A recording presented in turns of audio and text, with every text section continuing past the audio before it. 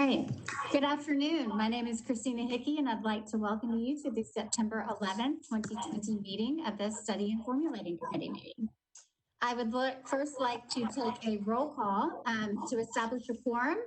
Also, just as a housekeeping notice, if everyone could just mute themselves and then unmute as soon as you speak. There is a hand raising feature down, I believe at the bottom right or next to your name. And I'll try to keep an eye out for that. If you do raise your hand, if for some reason I don't catch it, please just let me know or interject. Not a problem at all. At first, we'd like to establish a quorum for this meeting. So I'll go ahead and take a roll call. So when I call your name as a committee member, if you can just answer present. Nick Brassel. Present. Richard Chapman. Present. Trish Holiday. Present. Cleo Rucker. Present. And Kim Stagg. Present. Okay, wonderful. Before considering items on the agenda, we need to determine that all committee members agree to holding this meeting electronically. We will take a roll call vote that each member agrees to this, to conducting this meeting electronically. I'll go ahead and read the information and then I will ask for a vote on this. As a result of the COVID-19 pandemic, the governor issued Executive Order number 16, extended by Executive Orders number 34 and 51, authorizing committees to meet and conduct their essential business by electronic means if the committee determines that meeting electronically is necessary to protect the health, safety, and welfare of Tennesseans in light of the COVID-19 outbreak. I'll take a roll call if you agree with this to conduct this meeting electronically. Nick Brassel. I agree. Richard Chapman. Agreed. Trish Holiday.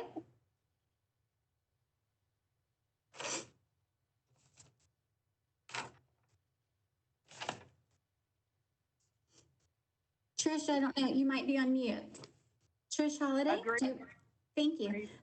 Cleo Rucker. Agreed. Kim Stagg. Agreed. All right, thank you. Next up is the approval of the minutes from the August 28, 2020 meeting. If there are no comments or amendments from anyone, we will go ahead and take a vote on the approval of the minutes. Is there a motion to approve the minutes from any of the committee members? This is Richard Chapman. I move approval of the minutes. Is there a second? Nick Brassel, I'll second. Thank you. And let's take a roll call vote. Nick Brassel. Yes, I approve. Richard Chapman. I approve. Trish Holiday.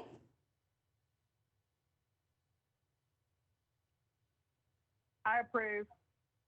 Cleo Rucker. I approve. And Kim Stagg. I approve the motion. Thank you. Thank you all. Again, just as to prevent any unnecessary feedback, if everyone could please mute themselves and then unmute when talking.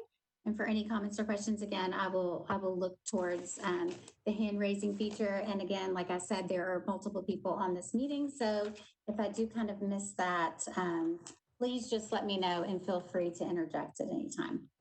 And then we will move on to the agenda items of the Study and Formulating Committee. And I would like to just kind of note that we have already been introduced to our benefit consultant company, Deloitte. And the presentation of number 1, we are going to actually switch the election of chair and vice chair to number 3. We will just go ahead and put that at the end of the meeting and do the workforce insight assessment first, and then the preliminary benefits benchmarking and trends as number 2. And then we can leave the election of chair and vice chair to the third and last item of this committee. I would like to present Deloitte and Kelly Lewis and Caitlin Corrales. I'm not for sure if I'm saying your name right, Caitlin. But they are going to present on item number 1, and this is the workforce insight surveys, and they are sharing their screen with you guys. The committee should have already received a copy of this, and any other presentations that will be presented, we will have available and make available to the committee after the meeting via email.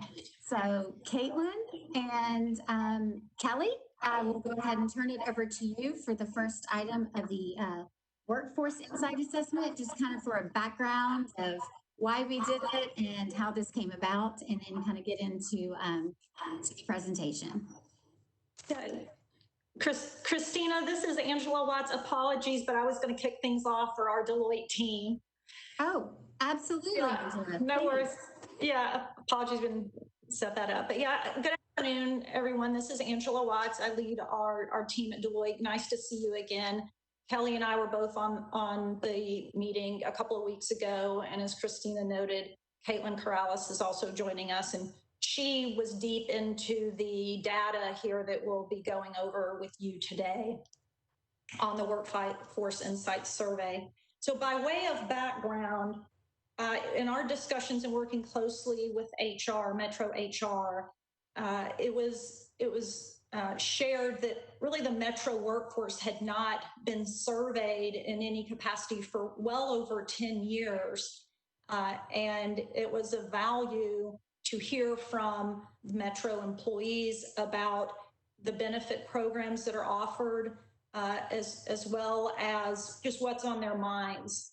And leading these discussions occurred back in 2019.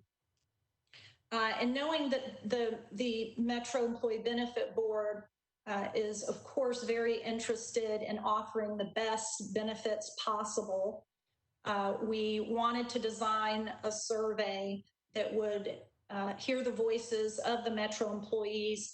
And we actually conducted two different surveys. The first survey, which was conducted in June of 2019, really focused on what are the concerns of Metro employees? What keeps these folks up at night? What are they worried about, frankly? And you can see here on the slide there were, these were the focus areas. And then we asked a variety of questions, and we'll get into and share with you what the various types of concerns that they were surveyed about in just a minute.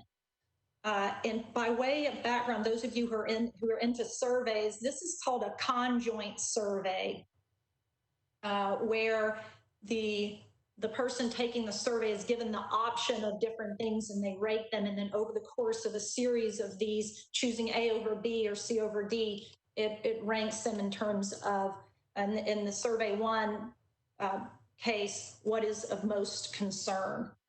And then survey two, at a high level, that was conducted in August of 2019. So subsequent to the first survey, and it specifically addressed the gaps within the Metro programs, benefit programs, in order to determine what the biggest opportunities would be for future potential actions and around program design. So at Deloitte, we call this process rewards optimization. And the idea is to, instead of following kind of the old school way of doing things where you offer employees everything and all types of benefits, it really can understand what are the benefits that are most valued by the employees, and then you can focus on spending dollars on those things. So this was really a good opportunity to hear from Metro employees about not only what are they concerned about, but what is most important to them. And by way of a little more data before we jump into some of the high-level results, is there was pretty good response rate to the survey. So for survey one, around concerns, there was a 33% response rate. And then on survey two, which were the potential gaps and opportunities, that was a 23% response rate. So both, we consider at Deloitte anything over 20% to be statistically relevant, and both of these surveys met those requirements. Okay, and I should have said, if you have any questions, we're going to go through some slides. We'll have some pauses. So if you have questions, as Christina noted, please let us know. We want to make sure you get all your questions answered here. Okay, so let's move on to the next slide. Here, as far as the the survey one overview, respondents responded to the questions here and relative to these 19 attributes. You can see along the left-hand side of the slide, these are the ones that were tested. They're in alphabetical order, but it ranged from everything around childcare concerns to debt, dependent care, fitness and well-being, their own job security, personal safety, etc. You can scan down those to get an idea. And then another one that you'll see come back up here is like work, which is just your overall work responsibilities and expectations. Okay, and then on the bottom right, this is an example of the conjoint where you have the survey respondent is able to select their biggest concern versus their smallest concern. That's the design here of the survey at a high level. Okay, so let's keep going, please. Okay, survey 2 overview. Again, so it switched gears and focused on the benefit program features and the effectiveness of the programs. And there were 14 attributes that were tested that are noted here, again, in alpha order along the left-hand side. And it ranged from the full gamut, from retirement to all things health, as well as vacation time, training and development. And there are a couple of sample survey questions in that conjoint format over to the right to help weigh the pros and cons and most important to least important of each. Okay, so hopefully that tees up from an executive overview of what was being tested. And then next I'll go into and cover on the next slide the high level of the results. So from survey 1, the top concerns were ability to retire, as well as debt. And then I'm going down the left-hand side, along with number 3 and 4, work, and then career advancement, with the 5th greatest concern being around the medical illnesses and disease. With regard to survey 2 and the benefit programs, the number 1 noted opportunity was around the pension plan. And then number 2 was career growth and advancement. The 3rd being financial well-being and support, which falls into the same category. I'll come back to that, as well as number 4, the medical benefits.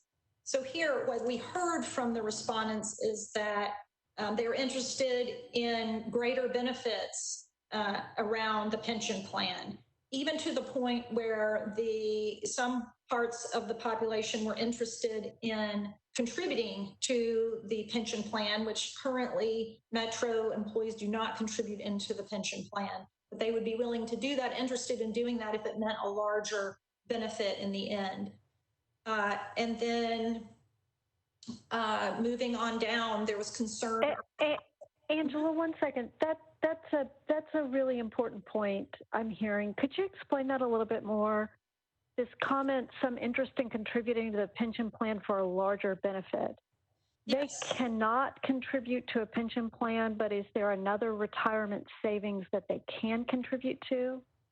Yes, so currently the Metro's pension plan does not require employee contributions. It's 100% paid from Metro employer contributions.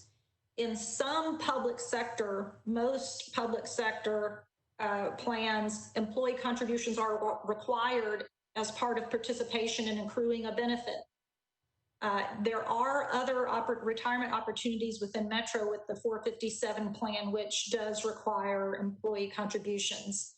This was noted in Kelly, correct me if I'm wrong, the group that was most interested in contributing when we parsed it down by department, was that the police?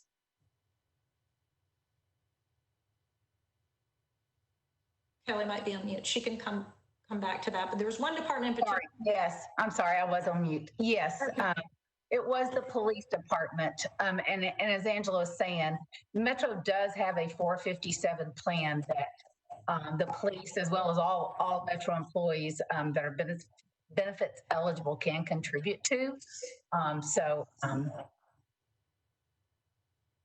Right. Did that answer the question, Ms. Stagg? It did. Thank you very much. Okay, certainly. Can I ask, this is Dick Chapman, can I ask a separate question, or actually two Yes. questions? Sure. How long has Metro had the 457 plan? That is a good question. I might have to have someone from the Metro HR group answer that question. Okay, Yeah, we'll come back to that. I don't have the answer off the top of my head either. and also, what's the enrollment in the 457? Like, how many people are enrolled? That I believe is in about the 40% range. I want to say it's under, I think under about 45%. Okay, And Mr. Chapman, I'll also defer to anybody in Metro HR that might be on the call if they have any information on the history of the 457 plan. They're welcome to chime in as well. And if we don't have that information readily available, we will get it to you after the meeting. okay. One other question. There's an item that says financial well-being support. What does that mean? That means assistance with managing to a budget, anything. So there's well-being, physical and emotional. There's also financial well-being, which is not worrying at night about your finances and having an understanding of how much money your income is versus what your expenditures are. Basic personal finance. Personal financial wellness. Yeah, exactly. Okay. Thank you. Sure. Thank you for the questions. Okay, moving to the middle section there, the career advancement and development was prevalent and concern around how to advance. It ties into the second bullet there around some respondents feeling stuck in their current roles and really wanting some clarity around the path forward to promotion and advancement. And then finally, in that last row around medical, there was a common theme around respondents wanting to see a lower contribution rate for the medical plans or for a medical plan option. This was another data point. This was certainly something that was that came to life in the new hire meetings where the new hires, when they were seeing what the costs were for the Metro, what their portion of the Metro medical plan premiums were, and being concerned about the levels of those contributions. So the way it currently works is, and has for all these years, is Metro pays 75% of the medical plan premiums and the employee picks up the other 25% of the premiums. Okay. And then lastly, if a lower cost health plan were to be offered, 26% said they would be interested in switching to something more affordable, even if it had fewer in-network providers or less generous coverages around deductibles and out-of-pocket maxes and things of that nature. Okay. So do we take that to mean 75% of the respondents would not be interested in switching? The respondents who answered the survey? Of the ones that answered the survey, yes. Okay. Caitlin, your hands deep into the details. Do you agree of the data? Yep, I agree. Yeah. So 26% of that was survey 2. So 26% of the 23% would be interested, and then the vice versa to that. Okay. That is true, but I do want to, and I will say, if you look at the demographics split, there was, I want to say, about 1/3 of the people that made under 40,000 were interested. So it definitely depended upon the demographics of who was answering the questions. Good point, Kelly. Yeah, so those at the lower income levels were more interested as opposed to those at the higher income levels. Okay. And we'll move on to the next slide. And Caitlin is going to walk us through more of the specifics around survey 1 and survey 2 results across all of the attributes that were tested. Thanks, Angela. So as Angela mentioned, we'll continue to dive a bit deeper into the data. What you see here is the overall results from the first survey, where we asked employees to indicate their biggest and smallest concerns. On the left-hand side of the chart, you can see the listing of all the attributes that we tested in order from most concerning down to least concerning. The percentages you see to the right of the bars add up to 100% and represent that relative importance or the rank order of concern of each attribute tested in the study. So through this analysis, not only are we able to understand the rank order of concern, but also that magnitude. How much more concerning is one attribute to another? So for example, based on the Metro data, we could say ability to retire is about 2 times more concerning to the workforce than job security. As Angela mentioned, ability to retire, debt, and work were the top challenges that the Metro workforce faced. But you can see that the career advancement and medical illness and fitness are not far behind. I have worked on north of 20 of these types of studies, and we most commonly see ability to retire and work in the top 5. Debt is usually up there as well, but more commonly in the top 5 or 6. But it is also important to note that it does not mean that the attributes towards the top, towards the bottom, such as pet care, pet and child care, chronic pain, are not concerning to the workforce. But just relative to the other concerns or attributes we tested, those items are less concerning to the Metro workforce. Additionally, based on the results, we were able to determine that debt was the single most concerning attribute for 22% of employees, followed by ability to retire being the single most concerning item for 20% of employees. This data allows us to understand which concerns Metro could focus on addressing to impact the largest portion of the population. So I'll pause there. Are there any questions?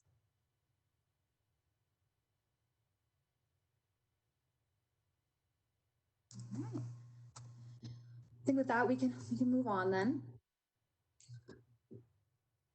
So moving on, so survey 1, which we talked about on the previous, oh, sorry. Can you hear me, Caitlin? Yep, we can hear you. Sorry. No Okay. problem.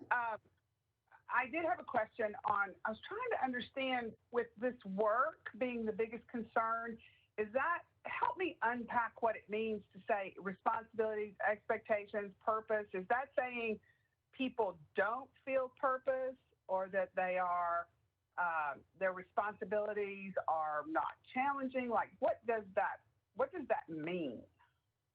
Yeah, so what you're not seeing here is these, as you're noting, these attributes are really broad. So in the survey, after folks cycled through those various trade-off questions, they were presented with a question that said, all right, you said work was a top concern for you. Now tell us why. And so we were able to gather a lot of comments from the workforce to really understand why work is concerning for them. So for the Metro population, it was about, expectations having really increased workloads, but not feeling like they have enough support potentially to get those done. We also had themes of, work-life balance. So trying to balance work on top of, home responsibilities, caring for children, elder parents, anything outside of work, and balancing both of those. Okay, thank you. Yeah, of course. Great question. Any other question?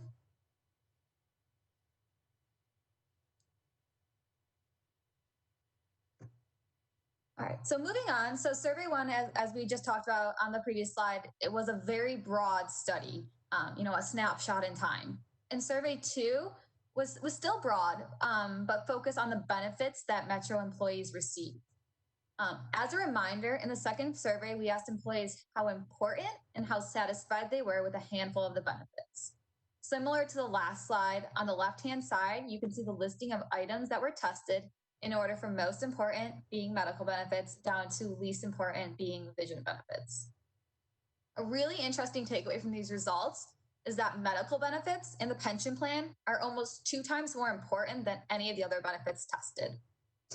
Typically, we see medical and pension or, a retirement benefit 401k as the top most important attributes, but we really don't typically see that big of a drop from the number 2 most important benefit and below. So a really interesting takeaway that was unique to the Metro workforce. Additionally, another interesting insight that we gleaned from the data was that for about nearly 80% of the population, they either chose medical or pension as their most important benefit. So again, I'll pause there. Are there any other questions? Caitlin, a couple people have their hands raised, but I just want to make sure these weren't from questions prior. If you do have any other additional questions, just let Caitlin know.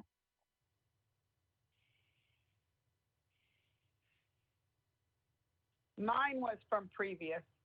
Yep, go right ahead. Okay, thank you.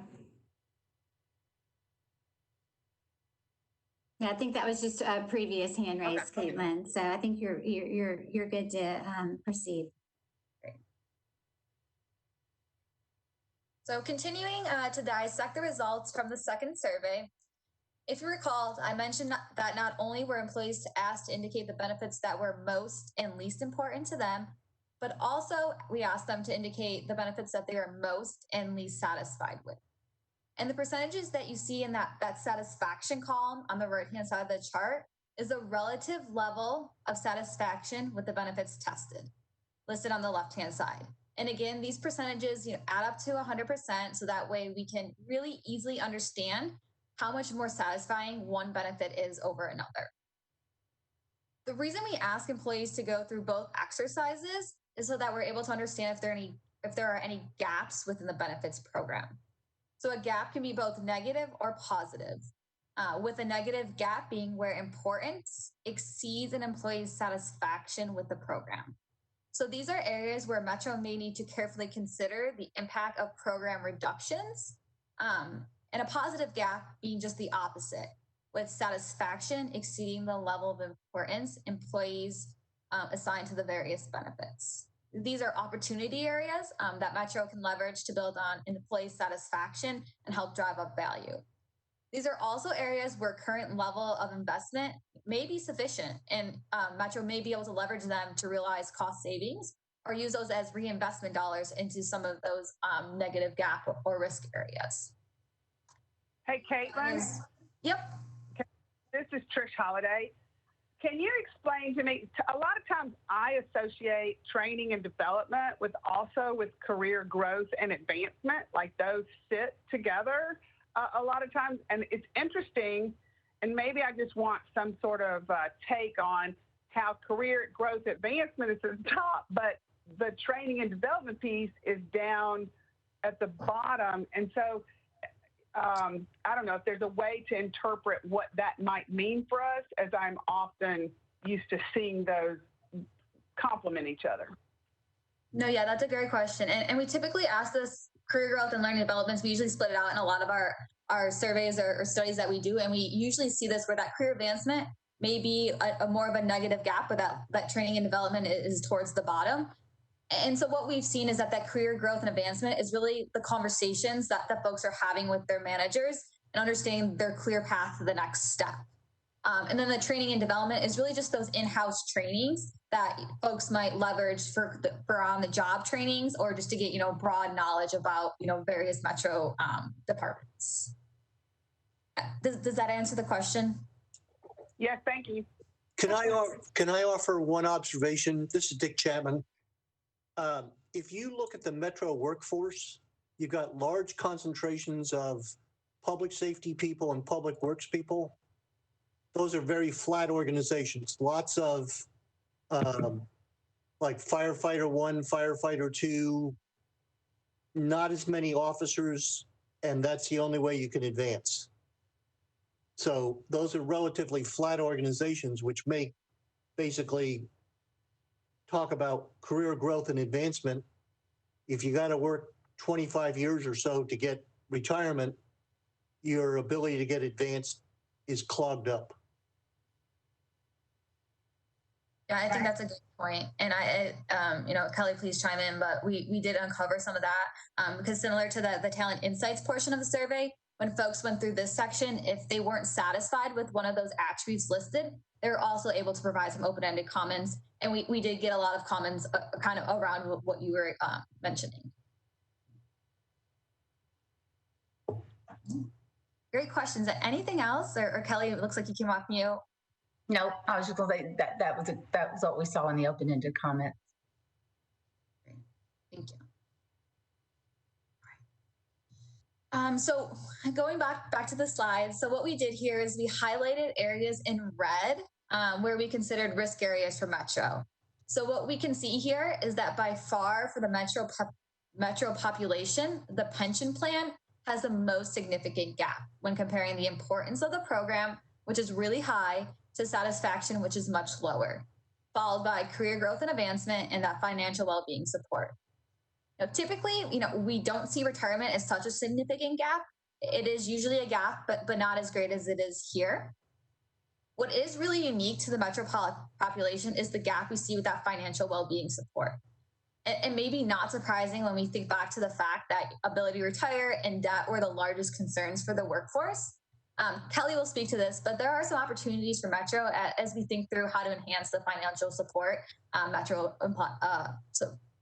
gives to employees. So I'll pause there again. Are there any other questions before I turn it over to Kelly?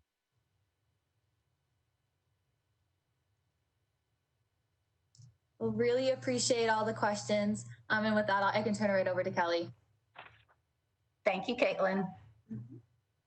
So taking everything that Angela was saying from the executive summary, what the top 5 concerns were, as well as really what we just saw on the previous page, where the gaps between what was important and what the satisfaction, we took and looked at, where are the opportunities that exist for Metro to make an impact and to deliver on, the employees, what their concerns were. And I think, first of all, on an alternative health plan, as you recall, medical illness and disease were a top concern, and medical benefits were deemed the most important in the benefits program. So giving employees, right now, you may recall I guess 2 weeks ago at your first meeting, Christy Mayo from Metro Human Resources shared that they have 2 medical plans that are available to employees. They've got the PPO plan, and then they have a consumer-driven health plan that's administered by Cigna. So those are the 2 plans. And if you recall from the Affordable Care Act that rated a lot of plans with like a value of platinum, gold, silver, bronze, the 2 Metro plans are platinum plans. So they are great plans, but they are, they can be costly as well. So one consideration may be offering an alternative health plan for those individuals who are younger, or maybe also in the lower, just at the lower pay range if they're starting new in their career. So the second opportunity, and we've talked a little bit about this, is the financial wellness. So ability to retire and debt are the largest concerns of the workforce. And additionally, the pension plan and financial well-being support had large gaps. So one of the things that we've talked about with Metro is developing a holistic financial well-being strategy. They have a lot of tools available to their employees, but it's very disparate. So looking to put everything together holistically. A couple of their vendors offer great financial wellness tools. They're within Metro has a new LMS system that's rolled out, I think really gotten going well over the last probably part of this calendar year. So there are things that exist, but they're very piecemeal. So looking together, put together, it's kind of a holistic strategy that may even include some classes for those individuals that need to work with a budget or a debt counselor. Another opportunity would be for the retirement program assessments. So ability to retire was the largest concern of the employees. And if you recall from what Caitlin was just showing us, the pension plan had the largest gap between satisfaction and importance. Someone asked the question earlier about, do they have a 457 plan? And yes, they do. So they have the pension plan that Metro contributes to. And then for those employees that feel like they'd like to supplement what they have available from the pension plan, they have the 457 plan that they can contribute to. But one of the things we looked at is, so what are people contributing to the 457? And are the people who are maybe dissatisfied, are they contributing to the 457? Again, do they need to make sure that part of the financial wellness strategy helps tie everything together? So that's another consideration, is to look and how to make sure that employees know how to tie the two programs together to plan for their retirement. And then Caitlin, if you'll go over to the next page. The last two areas, employee development. So if you recall, work and career development were two of the top concerns. And that was one of the largest gaps that was identified. So one of the things that we have, recommended is to look at putting in, and again, this comes from, I think, something that Metro HR is now working toward doing. They've not had a robust LMS system, a learning management system, previous to the one that they just have gotten over the last less than a year now. So they're working toward making those types of things available for those employees that are looking for leadership development courses, career management courses, succession planning. So that's one of those areas that hopefully will address those concerns. And then the last area, if you recall, about half of the respondents we're not sure that they fully understand all the benefits available to them. A lot of the things, if you recall, Caitlin said, we gave the respondents the opportunity to provide open-ended comments to us. And so we took that feedback, and they said that they would like more communication around their Metro benefits, particularly the retirement benefits. One of the programs that Metro HR has been doing over the last few years, they had been limited because they really didn't have a strong LMS system, so it required being done in person. But they had a class that they called their 5 and Out class. And so I went out into their workforce field and helped get employees engaged in taking the survey. And I heard from several individuals who had gone to this class how tremendously helpful it was. But again, because Metro was limited with their staff being able to conduct those meetings in person, it was limited. So that is something I think they're also excited about now, is to be able to have more of those types of classes to help people understand about their retirement benefits from Metro as they get ready to retire and what's going to be available to them. But in terms of total compensation statements, and many of you all who have been in the HR industry, you may have worked at an employer that you've had a total comp statement provided to you. And those are certainly beneficial as an employee when you can see your total rewards package with compensation and all of the benefits provided by your employer in one consolidated statement. Unfortunately, at this time, with Metro's HRIS payroll system, they're not able to produce total comp statements without, I think, probably a significant level of effort. But that certainly would be something that to help share the value to all the employees as to what their total Metro benefit package is. So I know I forgot to pause on the previous page, so I'm going to take a pause now and see if there are any questions.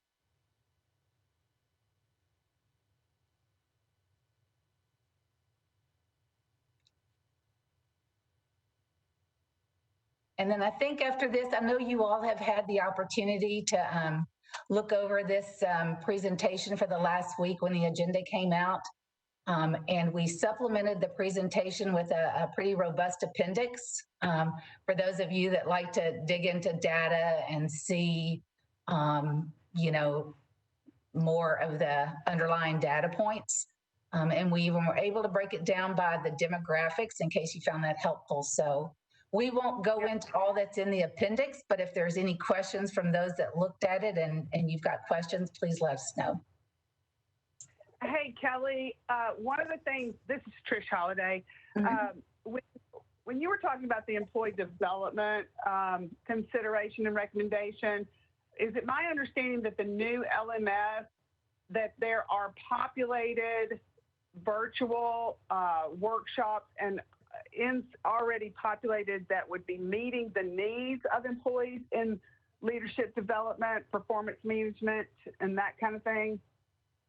I am going to see if there is someone from Metro HR or maybe Shannon. I do know pre-COVID, they were certainly working on that when I was spending a lot of time in their office. So I'm not sure I can answer that question as to what exists right now, but Shannon or someone from Metro HR, can you answer that question for Trish?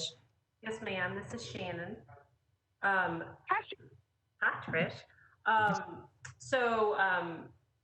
We do have a learning management system. It did not come populated with any curriculum. I still do not have a budget for curriculum. I think since Dr. Holliday is pretty big in this world, she has known, and we've discussed this before. So that's part of my growing into this. But that being said, like Metro employees we are very creative in our space. So we've been using really modestly some existing dollars very strategically to get things like Captivate. We've been building our own and using our own infrastructure to start chipping away and building. We started with our mandatory trainings. Now we've been kind of adapting the very interactive trainings that our Supervisor Development Institute and our Leadership Management Institute. We're trying to adapt those there, but we have actually creatively been using our own existing staff members to build our own course content, using Metro Nashville Network to provide voiceovers using our staff, and it's been really successful. I'm very proud of how creative we have solved for solutions. So these are time-taking, and obviously these challenges that have been going on right now make it a little bit harder, but we're building there, and my hope is that we could get a modest budget that allows us to kind of build and continue to grow on that curriculum as we're creating our own. Thank you, and congratulations on that thinking inside the box. Yeah. This is Dick Chapman. Were the school support staff included in this survey? They were not. When we did the survey in June, many of them were obviously out for the summer. And then similar in August when we were getting it kicked off for the second survey. Okay. And the other thing is, in looking at some of the details on the distribution of the survey population versus the survey respondents, do you think there was any material impact on the observations or the conclusions based on any variance there? Between those who, between the respondents, if there were gaps either within certain. Right, like in one of the surveys, the males were overrepresented. The police seemed to be more responsive than some of the other groups, that kind of stuff. Did you see anything that would skew the answers there? No, I don't think so. Okay. Caitlin, do you agree? I mean, I was thinking that the males, I mean, it was a little, but it was almost, I thought both surveys, it was almost close to a 50-50 split between male and female, maybe 52-48 on one or. Yeah. Right, it wasn't too far off from 50. Right. I think the various departments were well represented with a few minor exceptions that you note, but from our perspective, it wasn't enough to skew things, the results to one extreme or another. Okay, thank you. Thank you.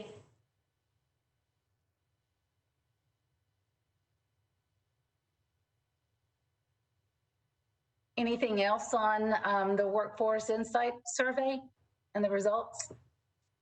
Hey, Kelly, this is Kevin Sullivan. If I could, I want to make a kind of a quick comment on some of the survey information. With regard to the pension plan and the dissatisfaction with the pension plan, I just wanted to mention that pension plans tend to be very complicated. And employees' understanding of the pension plan tends to be quite low when you're young in your career, and it escalates as you move through your career and get closer to retirement. So much of what comes through the survey is dissatisfaction with the pension, maybe just a lack of understanding of what the pension will do for them when they do reach retirement.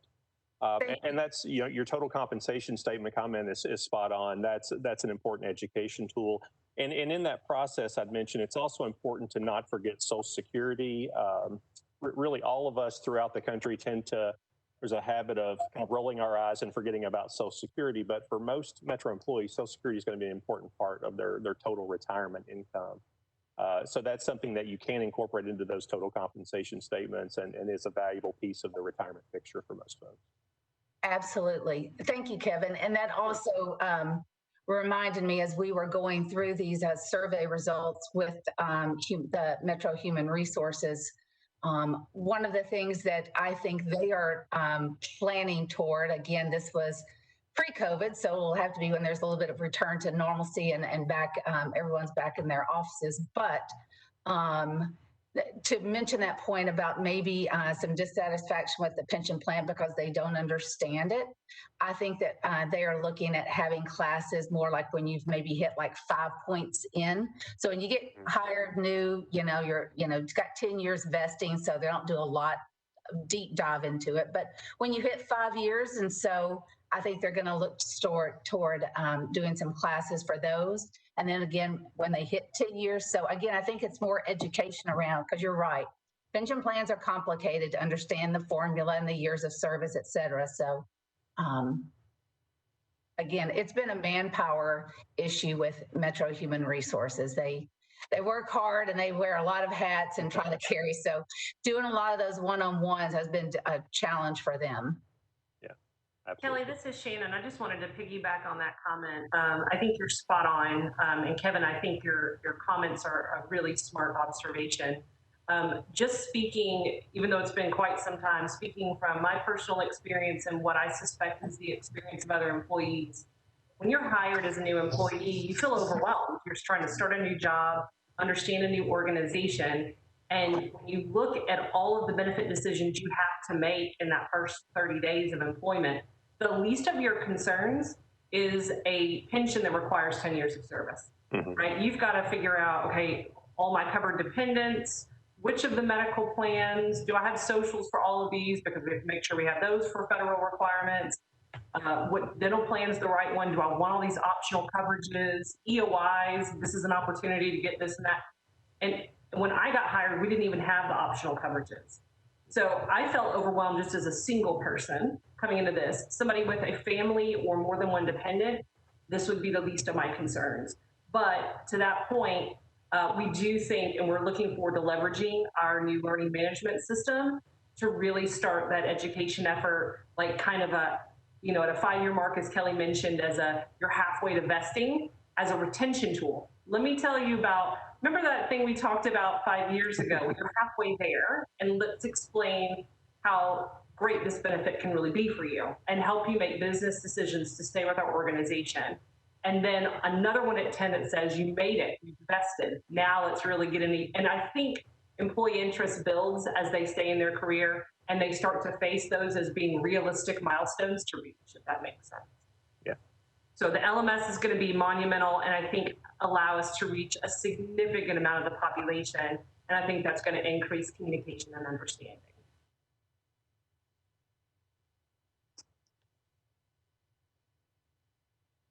All right. Anything else on the survey results? All right. Thank you, Kelly, Caitlin, and Angela.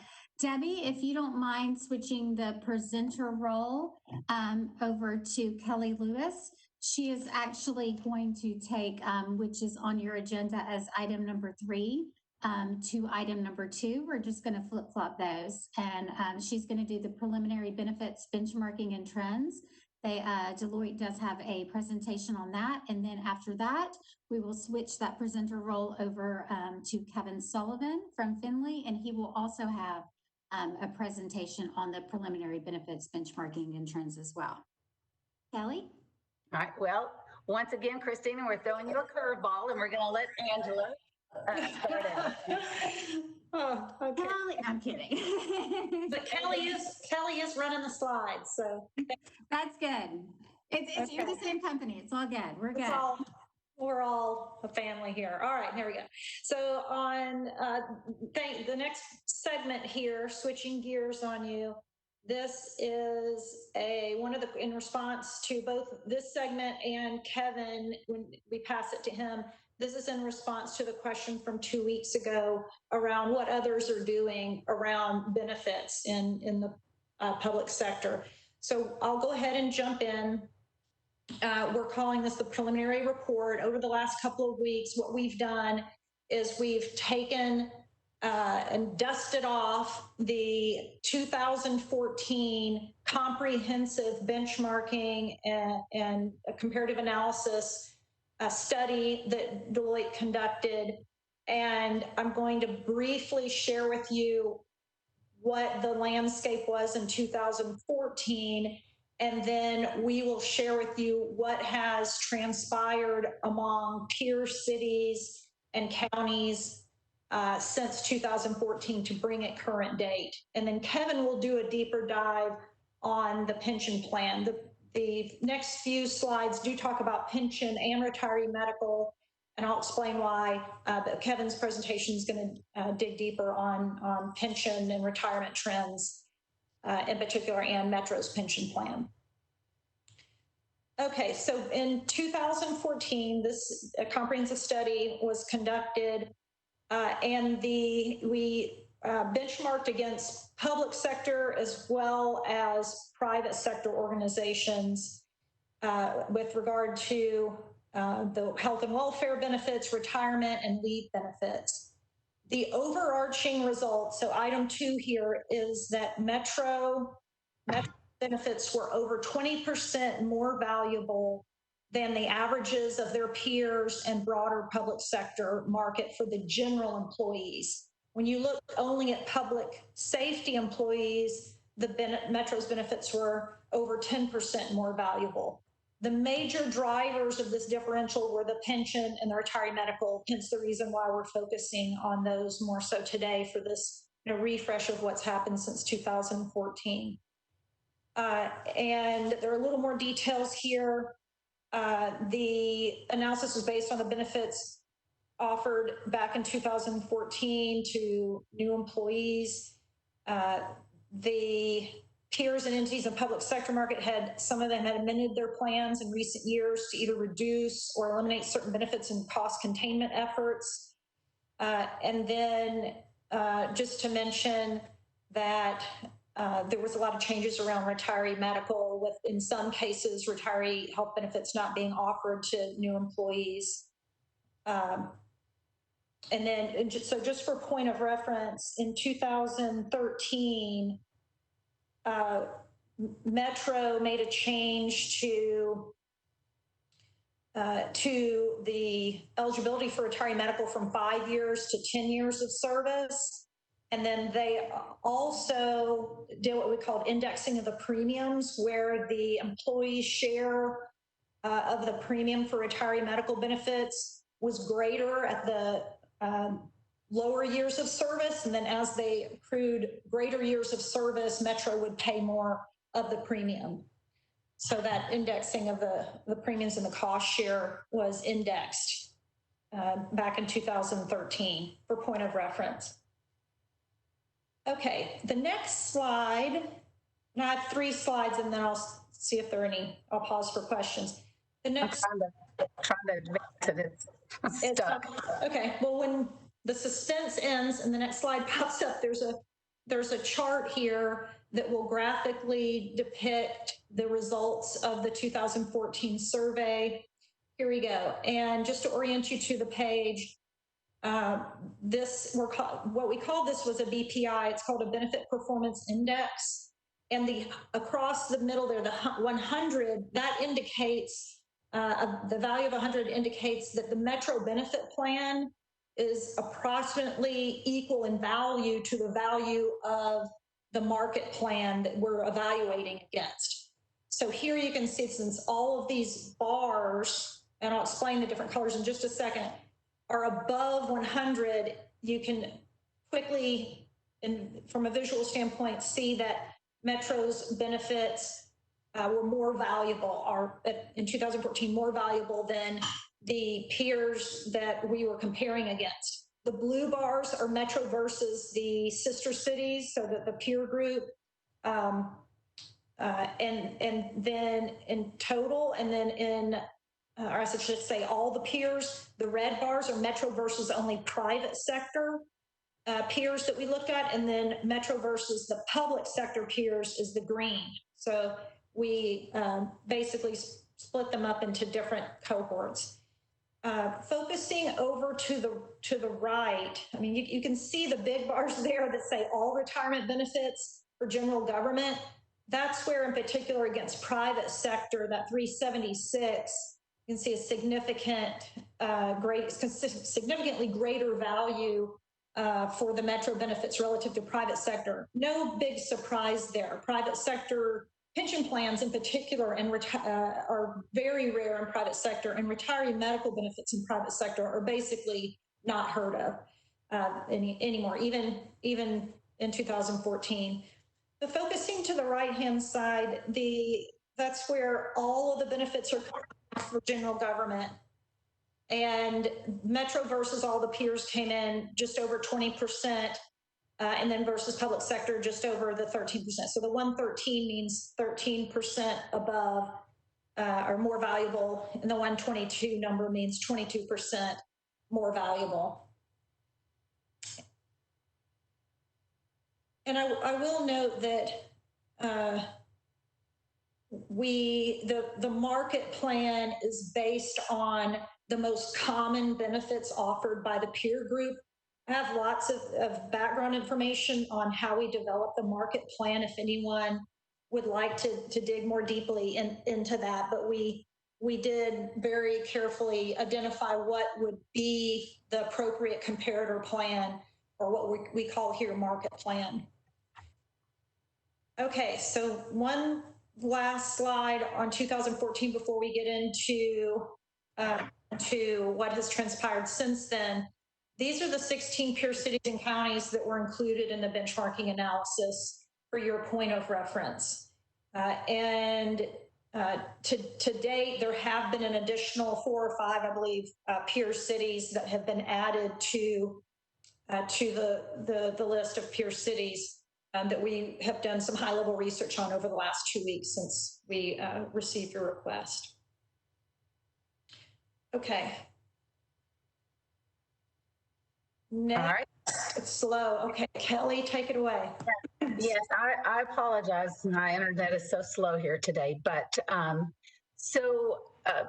as Angela was saying, in 2014, Metro had asked Deloitte to do a very deep comprehensive benchmarking. And so what we've looked at is that, okay, what's happened since 2014 to those peer cities and counties? And we do know that Metro has not made any benefit changes to their retirement or their retiree medical since 2014. Now, you recall they did do some things in 2013, but they were included in our survey, comprehensive survey. So since 2014, some of the peers have taken some measures to lower their costs, their liability, their benefits. And so for Atlanta, effective in last year, 2019, They did increase the age and service for to be eligible for retiree medical for both current employees as well as retirees. They increased the age for new hires to be eligible for retiree medical. Increased it to age 65. So anyone who retires before 65, there is no retiree medical. And then for employees and retirees with a hire date after 1986, there was a ban. They'll only have a group Medicare Advantage plan as their only choice. So again, they're looking to, that's some of the things that they did. Dallas, in 2010, Dallas had already discontinued allowing new hires to be part of their retiree medical. So, but they did, I believe it was in 2017, and I apologize, I didn't put the date on here, but they have been looking at, it was 2017, that they made some significant changes to their pension plan by decreasing the accrual rate from 2.75 to 2.5%. And in the years that were going to be captured for final average salary from 3 years to 5 years. Jacksonville closed their pension plan to new hires effective 2017, and their new hires will go into a defined contribution plan, and they will receive an employer match in the, I believe, of 5%. Memphis made some sweeping changes. They eliminated the health insurance subsidy to most of their retirees, and then kind of made a draconian change. And then they went back and they did decide, you know, let's look at maybe putting our Medicare eligible retirees in a Medicare exchange.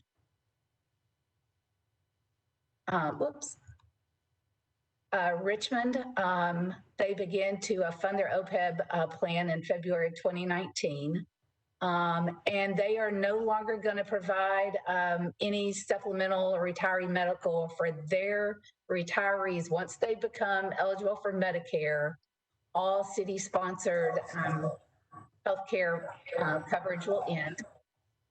And then Tampa said, you know, we're going to keep offering retiree medical, but their only choice of coverage is going to be a group Medicare Advantage plan. And they're giving them choice. They're going to give them two different types of group Medicare Advantage plans, one, you know, maybe more rich than the other. So I think from this, you know, what we would say is, if in 2014, as Angela was stating, Metro's benefits were about 20%, you know, greater, a little over 20% greater than the general government, for their general government employees over their peers. Looking at what's happened over the last 6 years by some of their peers, that gap is probably greater than what it was reflected in our 2014 analysis.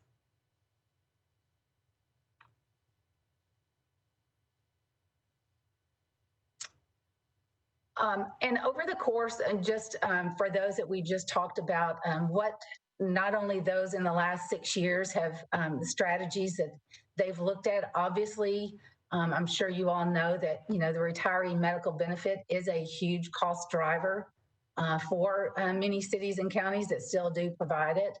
And so, you know, what are the ways that they can maybe help control it? And they have, for those, you know, to keep it as a promised benefit for those that currently have it. Many have started offering it as a benefit to new hires. Cincinnati and Dallas put that in place in 2010. State of North Carolina, which I know is not, we're not on peers right now, but that is something that they're doing this year. Another strategy that others are doing is to only provide retiree medical insurance in those individuals who take early retirement. If they, you know, start with the city early and they qualify for with the years of age and service, that they can retire before 65, before they're eligible for Medicare. They are, but once someone does qualify for Medicare, we have Dallas and Richmond who have cut that benefit off. There's others that say, you know, we are going to keep providing coverage once they have Medicare, to be able to supplement it. So we'll come behind and offer a post-secondary plan to Medicare, but it will be cheaper than like what a traditional group plan would be that, they're in for the active. So there's the group Medicare Advantage plans.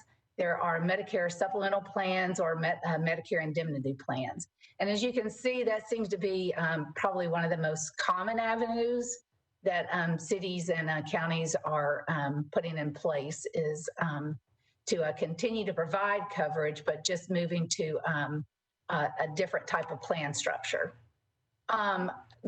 Another strategy is for those individuals, once they get eligible for Medicare, is to put them on Medicare exchange in the marketplace. And that's something that Memphis did.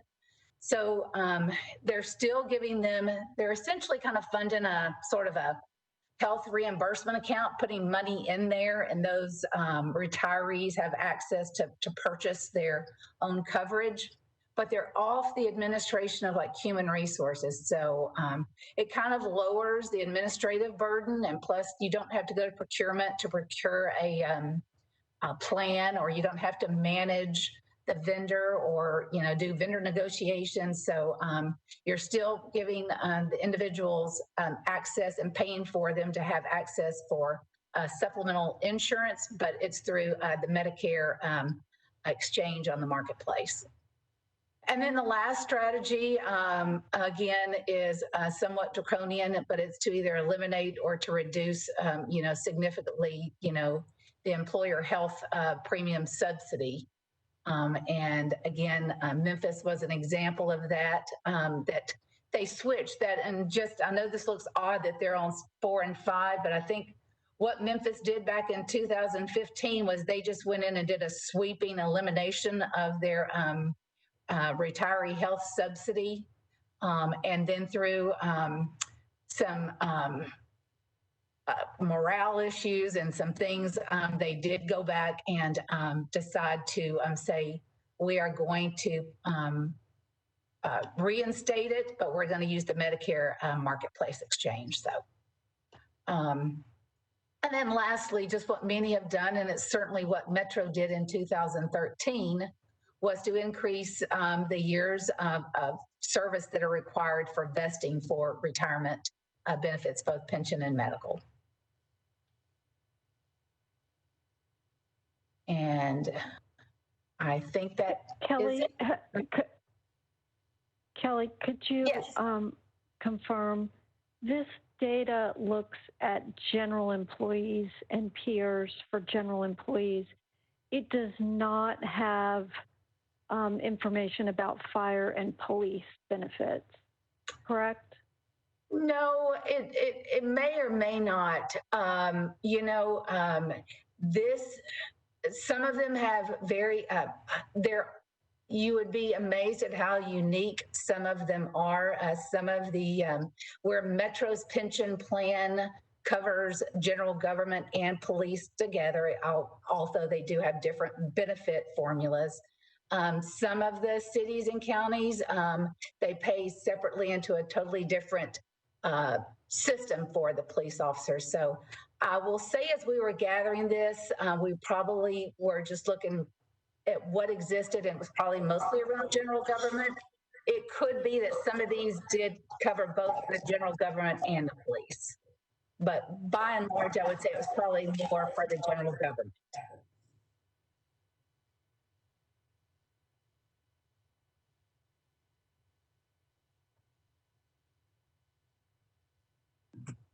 Okay, thank you, Kelly and Angela. Are there any additional questions on this presentation? Okay, if not, Debbie, if you could please switch that presenter role to Kevin Sullivan, and Kevin from Finley, who is our actuarial consultant, also has a presentation on the preliminary benefits benchmarking and trends. And while they're getting that set up, I do want to answer a question that Mr. Chapman had posed earlier about the 457 plan history. We'll get some more definitive information on this, but it does appear that this 457 plan has been in place with Metro since at least 1990. But I will get some information. I'll email that out to the committee as soon as I get some specifics. All right, Kevin. All right. Good afternoon, everyone. Can everyone see the screen? All right, good. Okay, I'm going to hop over a little bit. My slides may advance no more rapidly than Kelly's. We'll see here. I'll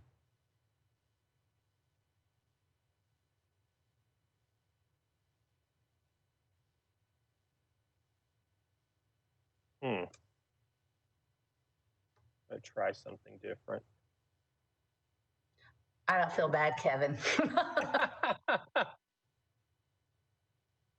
All right, I'm going to advance it that way. Can you see the, what is slide 3 here? We can, Kevin. Could I ask you to go to full screen? Exit to full screen view so we can see a little better? Thought I was on full screen. Are you seeing?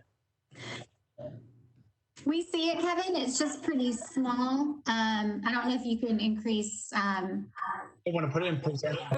Yeah, presentation mode will do it. So do you see your 66% down at the bottom? Kevin, just to the left of that little stand with a board on it, that'll click onto the left. Yeah. No, on the other side. Other side. The other side. Okay, I'm seeing something different than. Hey, what? Let me try this.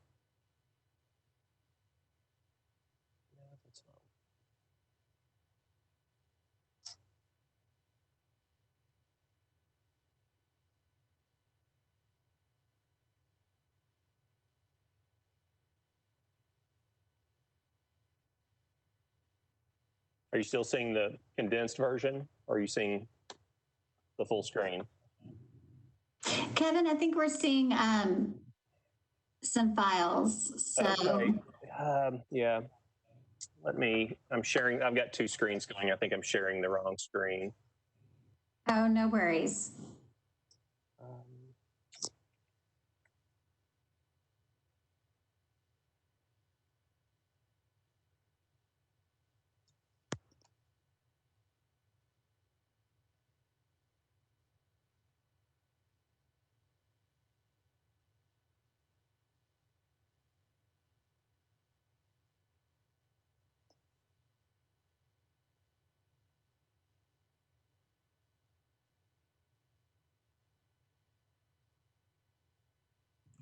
Okay, so you're seeing full screen now? Yeah, Kevin, that looks much better. Okay, it does, good. Kevin. I'm sorry. A little confusing with the 2 screens. So first, I wanted to start with just a little bit of background information about the differences between defined benefit and defined contribution plans. And many of you may know this already, but thought this might help just to have the common background so everyone's clear what we're talking about. A defined benefit plan pays a monthly benefit for life after retirement, and the benefit's generally based on the employee's compensation history and their service history with the plan sponsor, in this case, Metro. While a defined contribution plan is more of a buildup of an account balance, and that account balance can be converted to an annuity when you retire. It's going to grow or shrink with investment gains and losses and grow as contributions are added. Much more volatility for the participant in the defined contribution plan because just as many people have seen this year, those defined contribution balances can shrink. When we look at who contributes, in both a defined benefit plan and a defined contribution plan, it may often be that both contribute. For Metro, as Kelly and Angela mentioned earlier, only Metro contributes to the Metro pension plan. And for the defined contribution plan, the 457 Metro Max plan, only employees contribute. And as they mentioned earlier, for the pension plan, you can have the employees contribute. And in the 457 plan, you can have Metro contribute to that plan, although that would reduce the limit that employees could contribute on their own. When you look at the investments between the plans, in the defined benefit plan, that is virtually always managed by the plan sponsor. Employees have no ability to manage their own investments in a defined benefit plan. In a defined contribution plan, it's most often the employees alone who manage the investments, and that's the way things are set up with the Metro plans. And so when you're looking at investment risk, In a pension plan, the plan sponsor, in this case Metro, has guaranteed a benefit for participants. So the investment risk is all borne by Metro. So if investments perform poorly, Metro has to contribute more to the plan. If investments perform very well, as they have in some years, Metro contributes less in the subsequent years. Now, for the defined contribution plans, all that risk is on the employee alone. So how much an employee has to draw from as a benefit from the defined contribution plan largely depends on how well they select investments and how well those investments perform. So that's a key difference when you're looking at defined benefit and defined contribution plans. Also, defined benefit plans tend to be indexed with inflation in some form after retirement, and that's what Metro's plan has. It tends to be, the formula for the Metro plan is such that it is less than full inflation, certainly in the Division B portion of the plan. In a defined contribution plan, there's really no mechanism for indexing benefits after retirement other than just investment returns continue to perform and providing for any growth in the benefits after retirement. In a defined benefit plan, all similar employees benefit equally. That is, if you have two employees who have similar compensation, similar service history, retire at the same time, they're going to get a similar, if not the same benefit if all that information is exactly the same. And this is not true in a defined contribution plan. It's largely dependent upon what participants choose to do in those plans if it requires employee contributions and how well they select investment performance. So you can imagine that two participants, one being very conservative with their investments, one being very aggressive with their investments, may have vastly different defined contribution balances when they reach normal retirement age. Also, and this is something that as we talk about defined benefit versus defined contribution, we don't want to lose sight of, are disability benefits.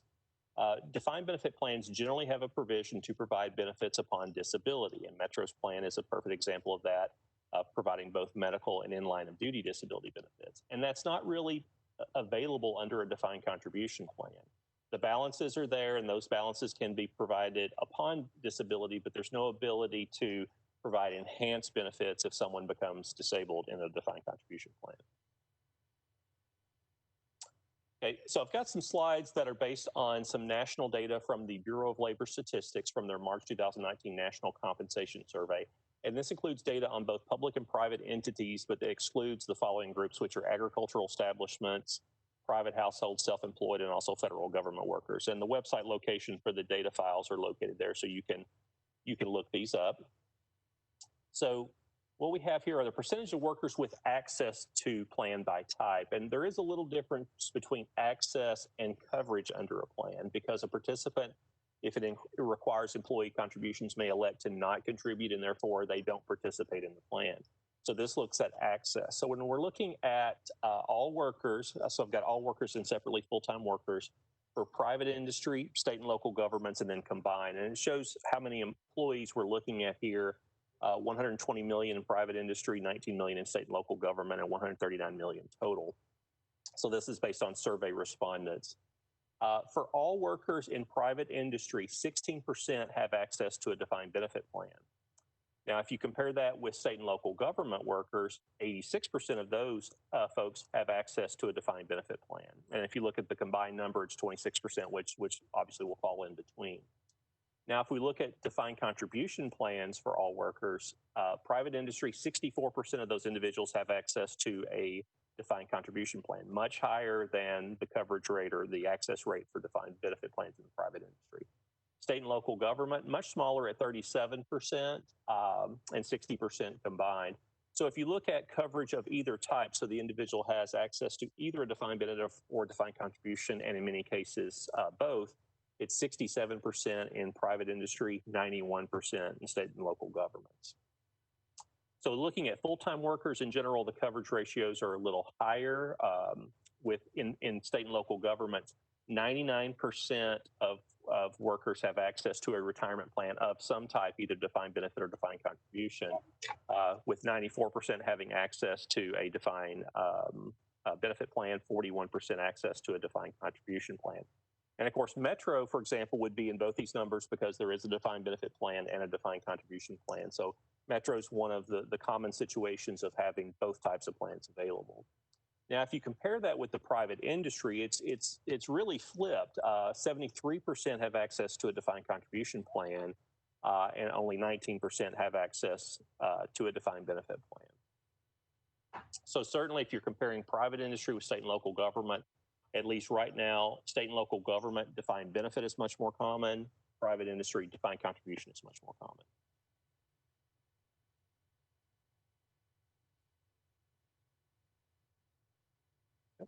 Now, if we look at the status of these defined benefit plans in private industries, we're looking at private industry here, and I'll just go to the full-time workers. Of those defined benefit plans, 61% are still open to new participants, which means new participants can be hired and come into those plans. Now, it's important to remember that 61% of the 16% where those plans exist, so it's still a relatively small portion of the total. Of the plans that are closed to new participants, which we call soft frozen, that's 24%. So that means new participants are likely going to a defined contribution plan, and the other individuals who were hired before the date of the change continue to accrue a benefit in the pension plan. Now, hard frozen plans, one where no one is earning new benefits, is 15% for full-time workers. Now, moving on to state and local government plans, I found this information quite interesting. Those that are open to new participants represent 44% for full-time workers, and those that are closed to new participants, 56%. And interestingly, hard frozen plans, it's 0, and there's a very clear reason for that. In virtually all jurisdictions in the country, there are legal precedents which generally discourage or prevent entities from hard freezing a plan, which means you're changing the benefit structure for people who have already been hired at the date of the change. And that's generally considered impermissible by legal status. So what might be interesting here in a little bit behind the data, there's a number of situations where entities are changing from one benefit to another benefit within a very similar arrangement. So for example, about 30 years ago now, Metro had a pension plan that was a Division A plan, and they enacted Division B and gave everyone the option of moving to Division B. So that Division A would fall into that closed to new participant type situation. So based on some data we'll see in a minute, that's what we think is really behind this number of showing such a low proportion of plans, the 44%, being open to new participants. And so that's on some of the information in the next slide on alternatives to defined benefit plans. So when an entity is looking at changing away from their defined benefit plan or changing their current defined benefit plan, what are they doing? So in private industry, 8% are electing to go with no plan at all. So no new defined benefit plan, no new defined contribution plan. 12% are modifying their existing defined benefit plan. So they're basically creating a prior group that has maybe an old benefit structure, new group has a new structure. And 20% are putting in a new defined benefit plan. And that's a type of plan that we think is represented in this number that we'll talk about in a few moments, are what's called cash balance plans, which are defined benefit plans, but they have many of the same characteristics they're defined benefit plans, but they have many of the same characteristics as a defined contribution plan. Then 33% of those in private industry changing their defined benefit plan are electing to put in a new defined contribution plan. And 37% are electing to modify an existing defined contribution plan. What we see in private industry, it's very common for a plan sponsor that has a defined benefit plan to, at the same time, they reduce benefits in the defined benefit plan or remove them entirely for new employees or for or even those who are currently working. At the same time, they enhance benefits in another plan. And rarely is it a one-for-one trade-off. It may be for every dollar you reduce in benefits in the defined benefit plan, you may raise 50 cents in the defined contribution plan. Now, for state and local governments, what the survey shows is that the election to go with no plan came in the survey at 0%. So no survey respondents indicated that they were eliminating a defined benefit plan and putting nothing in its place. 93% are actually modifying existing defined benefit plans. So this, again, may be very similar to what I mentioned earlier about moving from a Division A to a Division B. So you're creating a new benefit structure within the plan applicable to new participants that may have reduced benefits or later retirement ages, early retirement ages, but generally you're having a lower cost structure going forward. 5% put in a new defined benefit plan, which may be very similar to modifying existing, but having a new structure in place for new participants. 17% added a new defined contribution plan, and 0 modified existing defined contribution plan. Now, you'll notice these do not total across because in many situations, multiple things are happening. For example, you may have someone modify an existing defined benefit plan and add a new defined contribution plan at the same time. So any questions on that information? Kevin, I need help with getting my head around this. Sure. So in the earlier slides, you said for all workers, 86% of state and local governments have a DB plan. Correct. So 86%, that means most state and local governments have a DB plan. Mm-hmm. That includes Metro. We're in line with what almost everybody's doing.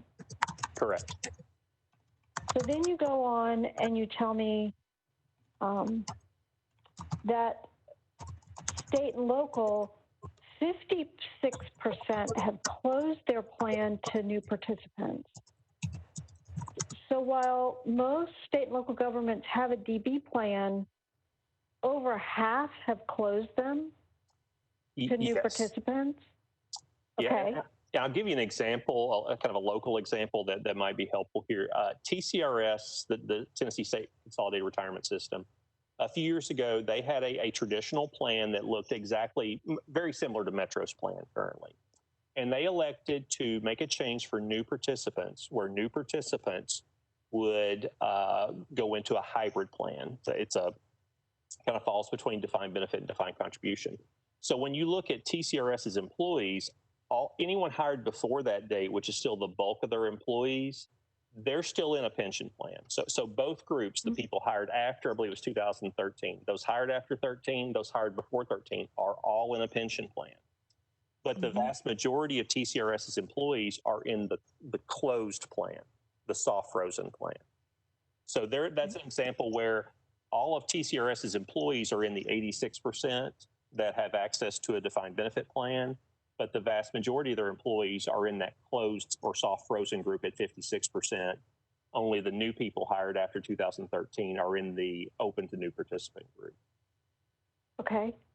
And then finally you go on to say 93% have modified an existing plan.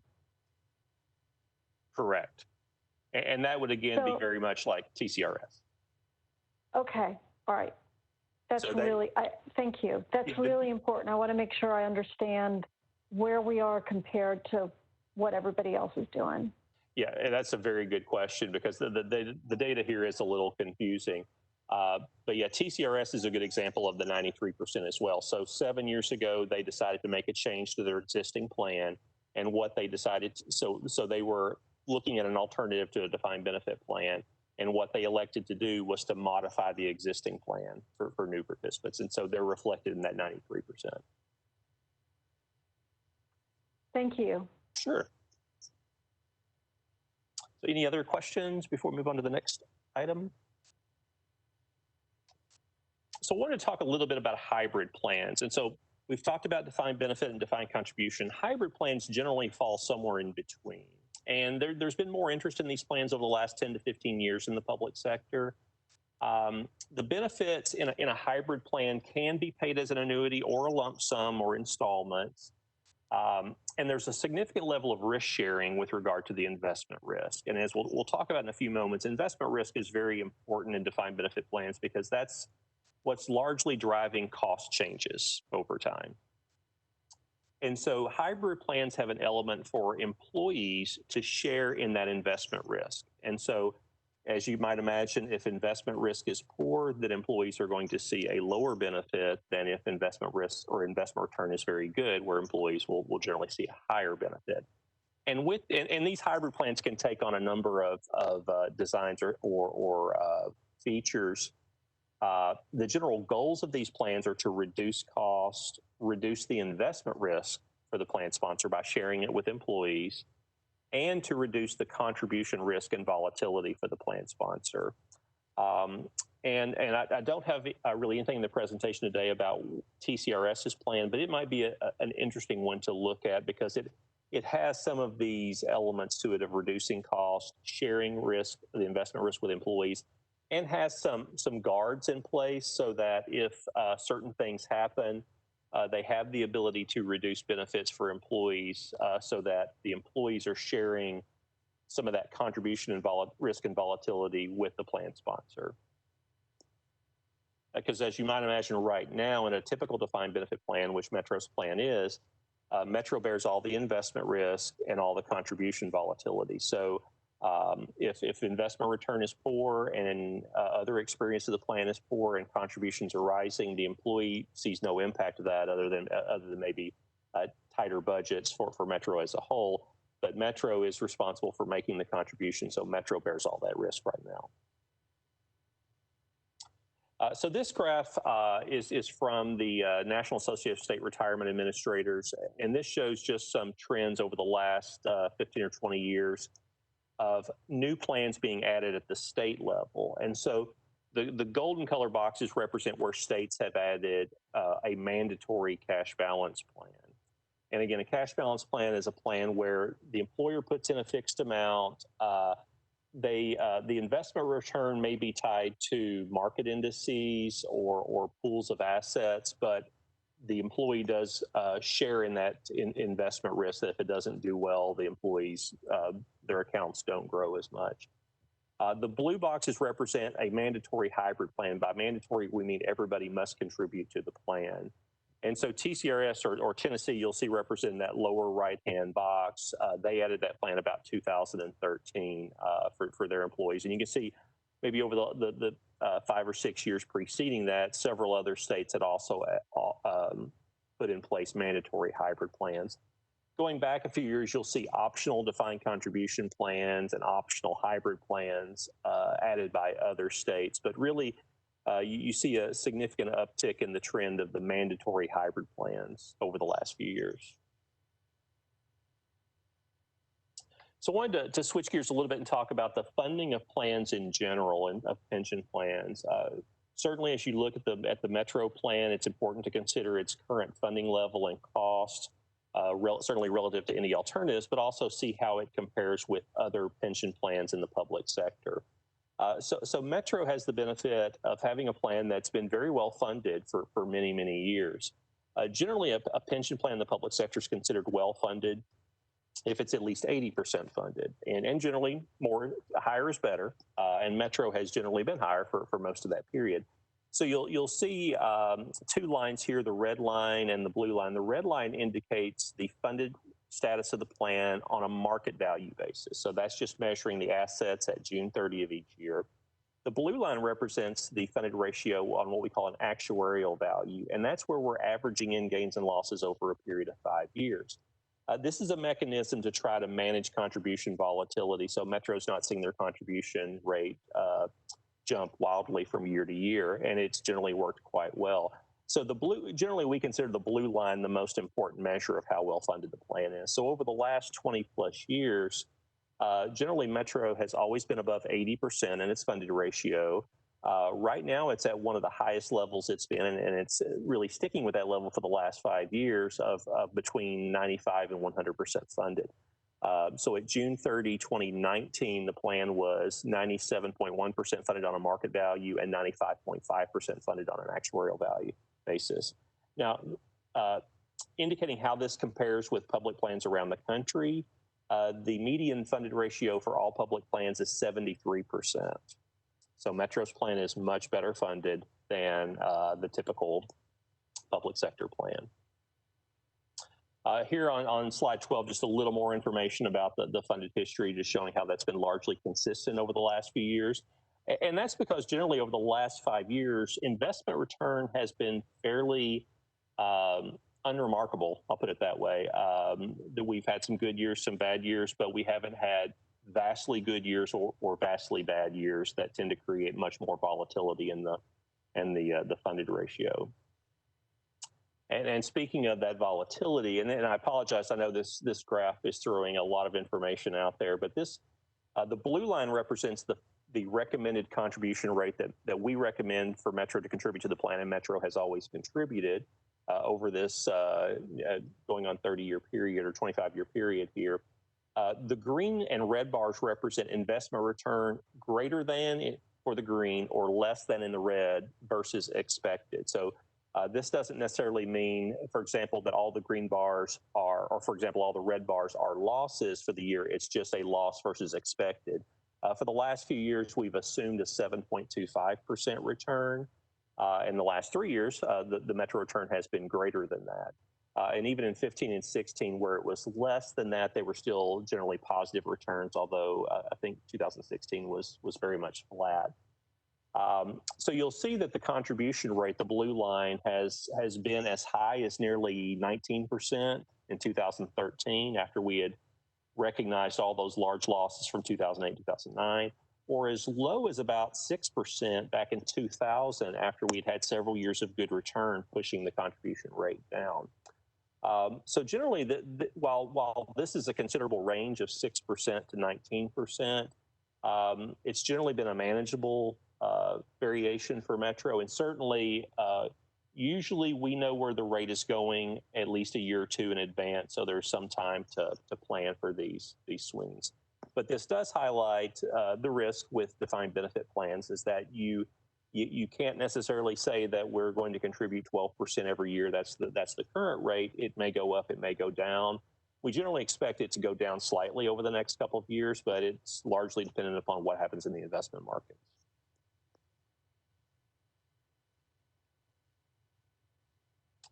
So a little bit of information about public plans in general. So public plans generally fall into two broad categories: those where employers do participate in Social Security and therefore the employees can participate in Social Security, and those who do not.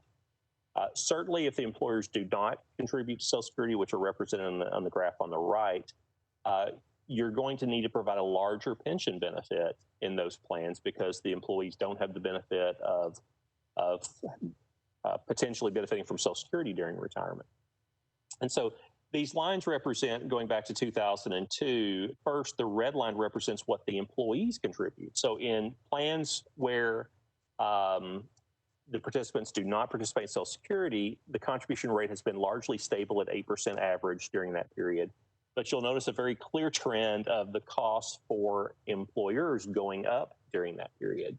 On the left, similarly, for those who do participate in Social Security, the contribution rate has ticked up a little bit over the years, now generally at 6%, but the employer cost, rather, has increased very much over the last few years. Now, it's important to mention when you have a situation where employees are contributing to a pension plan, you don't generally change that rate that the employees are contributing when you have good or bad investment experience. So as you might imagine, if you go through a period with poor investment return and the total contribution needs to increase, all of that increase is falling on the employer. So the employee rate is stable. The employer costs tend to go up or down much more rapidly if employees do contribute because there's no ability to change that rate. So as a quick example, if the total cost of the plan is 16% and each is contributing 8%, but the cost goes up by 25% to 20%, the employee piece still stays at 8%. The employer piece has gone from 8 to 12, so the employer piece has gone up by 50%, and the employee piece has remained unchanged. So that shows a little bit of the risk to employees in a plan where employees do contribute. If things don't go as expected, investment return is poor, or other experience is bad, the employer is still generally bearing all that risk for the larger plan and the greater benefit. As I mentioned earlier, the contribution or the discount rate that we're assuming for the plan right now is 7.25%. And you'll know on the previous slide how the general trend has been for the employer contribution cost to go up. One of the key reasons for that is over the last 15 years, actuaries and plan sponsors by default have been changing the discount rate that we are This is really the expected return on assets, but it's also how we value all of the liabilities, the future benefit payments of the plan. If we go back 15 years or so, most plans as represented in the white bar were using an 8% discount rate. But as we move to the right, the portion using 8% has gotten smaller and smaller. More have been using 7.5%, and now more using 7.25%. So Metro right now is right at the median for the plans in this survey at 7.25%. But this is a trend that we expect will continue. We know TCRS is considering lowering their discount rate. They're currently at 7.25. They're looking at lowering it to either 6 or maybe as low as, I'm sorry, not to 6, lowering it to 7 or as low as 6.75%. And as you lower the discount rate, the cost of the plan goes up, just as we saw in the previous slides. So that's something that we can generally expect will be true for Metro as well. I will say part of the state funding rules for pension plans require that the discount rate for any public entities in the state of Tennessee cannot be more than 50 basis points above what the state is using for their plan. So if TCRS does lower their discount rate to 6.75, then Metro's at the cap, 7.25, which is 50 basis points above 6.75. But generally, we would expect that Metro will slowly lower their rate further as well, likely to 7, and then subsequently below 7. Maybe that may be more than 5 years out, though. And at that time, we would that's going to translate into a slightly higher cost for the plan. I will make a comment that if you compare. Metro is currently contributing at 12%, and if you compare that to what we see on these graphs, you'll see much higher contribution rates, and that's given the fact that Metro employees do not contribute to the plan. So that may seem a little odd that Metro's cost is lower than the average, but as Angela and Kelly mentioned earlier, the benefits are higher. Part of the reason for that is that Metro's plan is very well funded. And so when you look at what employers contribute to the plan, it's generally two things: the cost of current benefits plus an amount to try to pay down the unfunded liability, which are past losses. Metro has very few past losses, so that's helped to keep the total contribution down. Also, the total benefits, while the Metro provided benefits, as the study indicated, are higher than the market comparables, the benefits the employee receive are actually a little below, simply because employees do not contribute to the plan. So when you're comparing the total benefits for Metro versus others, the others may have slightly larger benefits because those individuals are more often contributing to the plan for their own benefit. That's all the prepared comments. Anyone have any questions?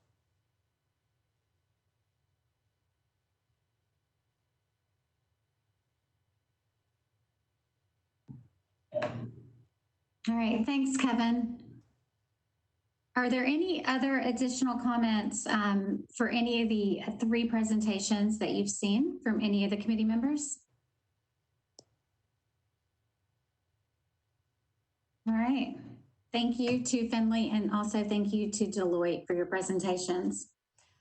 We will move on to item number 3, which is the election of chair and vice chair, if the committee so warrants to elect a chair and vice chair at this time.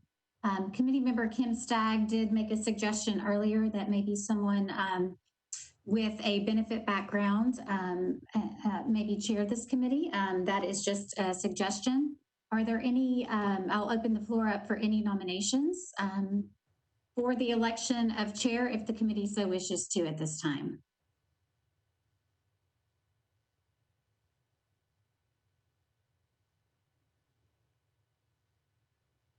Hey, Christina, who on our committee has the benefits background specifically? Do we know? I believe Kim had suggested some of the folks. Kim, if you would like to kind of chime in with your comment specific to this issue, I'll let you. Trish, it's a great question. I do not know the answer to that. Yeah. So you know, my particular HR experience is not necessarily just dedicated to benefits. I have a well-rounded approach or understanding, but I'm not a specialist in that area. And that was just a suggestion from the committee member. If anyone wants to place a nomination, they may certainly do so. If not, we can defer this item again. It is completely up to the pleasure of the committee.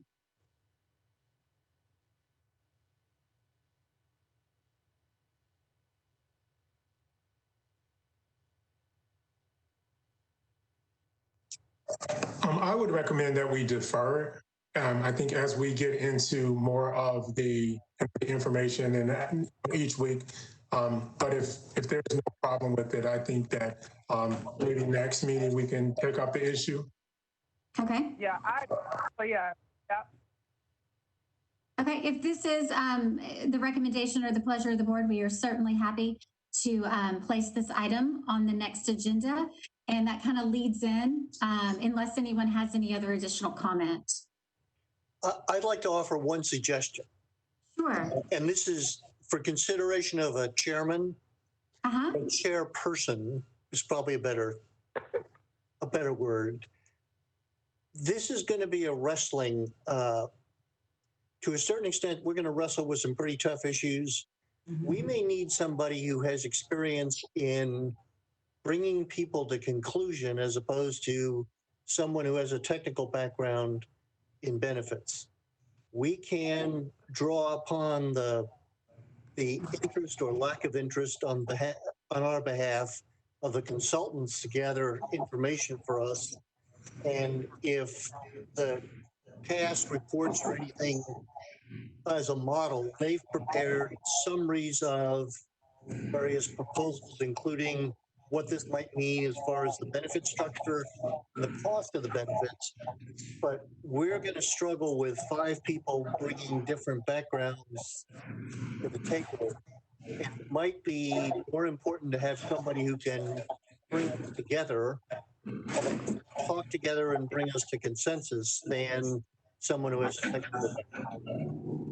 Hey, Nick, I really appreciate that insight because I think this is Trish Holiday. I do agree that we're going to need the process facilitated for us. And so maybe with our collective technical experience, maybe we are looking for a facilitator of the process and driving consensus with the group. I appreciate that insight. Yeah, I have to admit, I've read a few of the resumes and I have people in mind.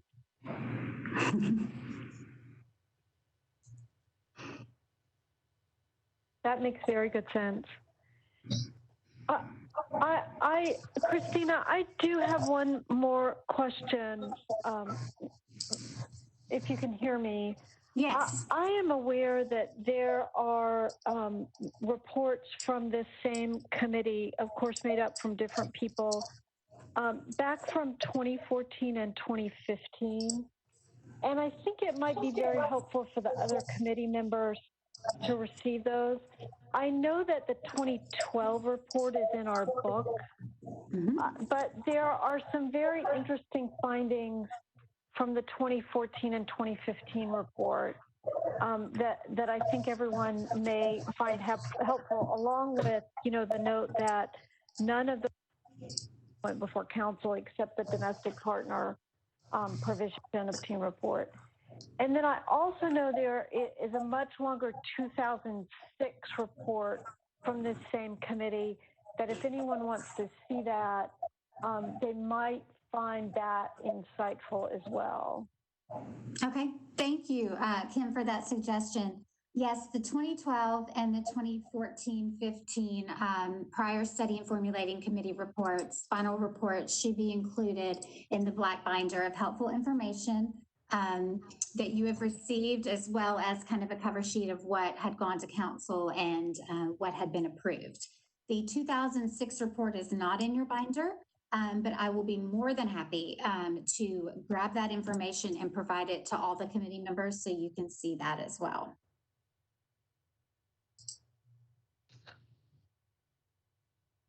Thank you very much. Hey, Nick, do you have a question? Yes. One thing I would be interested in seeing, and maybe I'm missing it in what's been presented so far, is just more information about how the benefits are actually accrued or formulated. I mean, I know, like, looking through here, I can see that, it says Metro contributes 100%, but, what is that rate? How does it vary? Okay, perfect. We can get that information as well.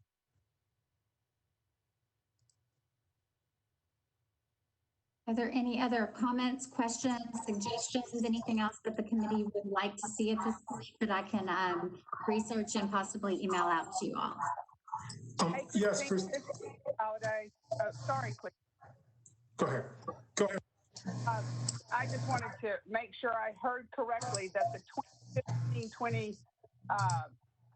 2015 report was in our binder? Correct. Okay, all right.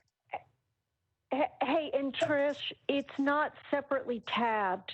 If you look behind the 2012, you'll find it. I missed it, and I just picked up on that point. Thank you, Christina, for letting us know it's there. No problem. Okay, Yes, all right. there's. It is the 2006 report that I don't think is in here. No, you're absolutely correct, Kim. The 2006 report is not included in your binder, and I will get that information and I can email it out to all the committee members, as well as the information that Mr. Brassel has requested as well. Are there any other, so it sounds to me like we want to table the chair and vice chair nomination and election till possibly the next meeting. Does that sound like something that would be the consensus of this committee at this time? Yes. Yes. Yes. If there are no objections to that, we will go ahead and plan on placing that on the next agenda. Just as some housekeeping, the next scheduled meeting for this committee is going to be on Friday, September 25th at 9 a.m. And we will be using the same format for that meeting as we will for this, which means it will be a virtual electronic meeting. I'll also be looking at October dates, and I'll be in touch with the committee to make sure that we work alongside their schedules. At this time, we have not been made aware if Governor Lee will extend the capabilities of the electronic meetings after September. So we are certainly keeping this on our radar, and we will update the committee if we do receive information regarding this. Our location for meetings is normally the Sunny West conference room in the Howard office building. We do have to be displaced from that location. I believe it's for maybe 5 or 6 weeks due to the election. They do conduct elections in that conference room. So if that does happen and we do happen to go back to in-person meetings, we will certainly take the precautions, and Sunny West has already started those precautions of making sure everything with the social distancing partitions, everything will be set up correctly. And we will let you know where the meeting will take place if it is virtual and we are displaced from Sunny West. We usually do use the MMPS boardroom, just as kind of an FYI. This may or may not take place for this committee. Does anyone have any additional questions for myself or anyone else at this time that we can help answer? I've got a list of things that I will start to gather, and then I can email that out to the committee and then start to kind of put in place some dates for October so y'all can do some future planning. Christina, this is Nick. I just wanted to mention that the government executive order does allow virtual meetings in October. Okay. So virtual meetings can happen in October.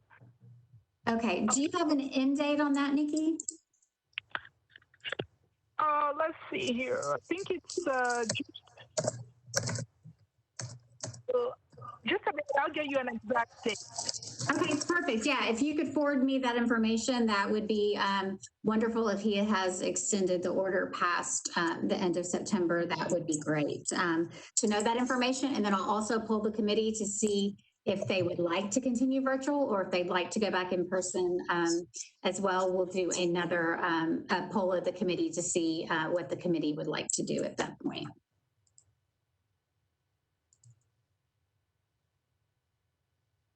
Are there any other additional questions? I'd like to just thank Deloitte and Finley for their excellent presentations today. They were very helpful. Thank you. Thank you. All right. Cool. Well, if there are no additional questions, we will meet again September 25th, Friday at 9 a.m. for another virtual electronic meeting. And I just would like to thank everyone for participating today. And I hope you all have a wonderful weekend. And this meeting is now adjourned. Thank you. Yeah, I just wanted to mention.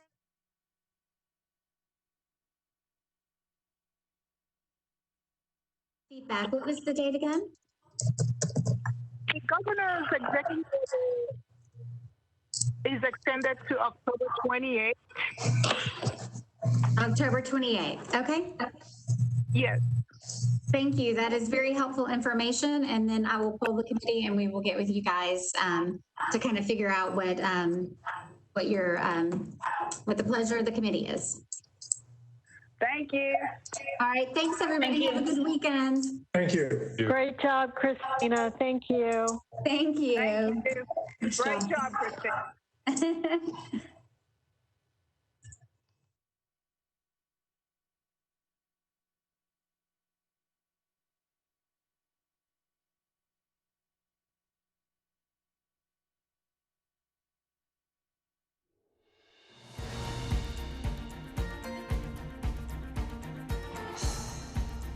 This has been a service of the Metro Nashville Network.